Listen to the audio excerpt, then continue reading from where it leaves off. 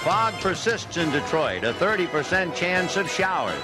But nothing will dim the enthusiasm of the fans inside Tiger Stadium, the site of Game 5 of the 1984 World Series.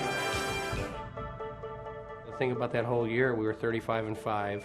We had everything to lose in the World Series. I remember walking out early in the game. This is about the second inning. Kirk was up, and Tim Lawler, who's a good friend of mine, left-handed pitcher for us, he said, "Hey, how does Gibson do against you?" And I said, "Oh, man, I own him." It just, came out, and I went, "Oh, I wish I could take that back." You certainly don't want to jinx yourself saying things like that, because the next thing you know, all hell will break loose.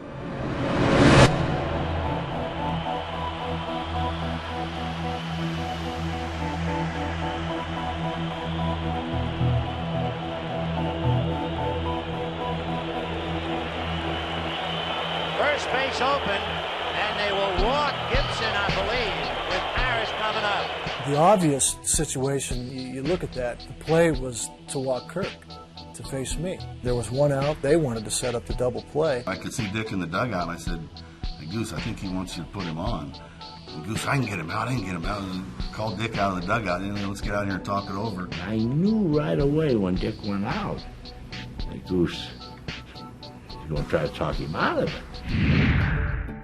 Dick Williams came out and he said, "Hey, what do you want to do?" You mean you're talking about striking him out? Yeah. I said, "Let's go after him." Dick really put a lot of faith in his experienced players and his veterans, especially Nettles, Gossage, myself. When we felt we could do something, he let us do it. Stay back a little further. All right, let's go. One man out.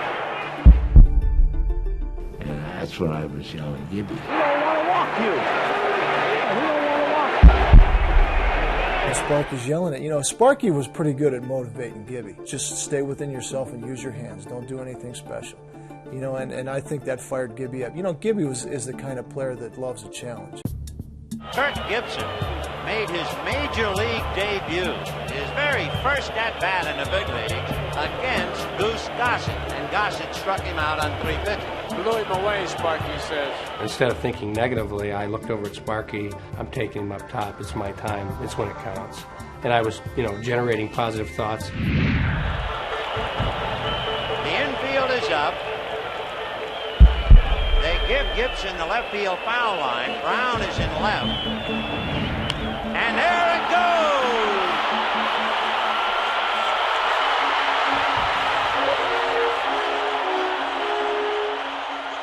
In 1968, I was in 6th grade, and I lived that as a 6th grader here in the city.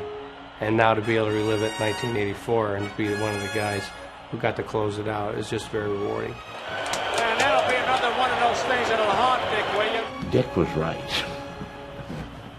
And Goose just felt like he could rear back and throw the ball by Gibby, and Gibby stayed within himself and stayed nice and comfortable. And next thing you know, he sent it into the upper deck.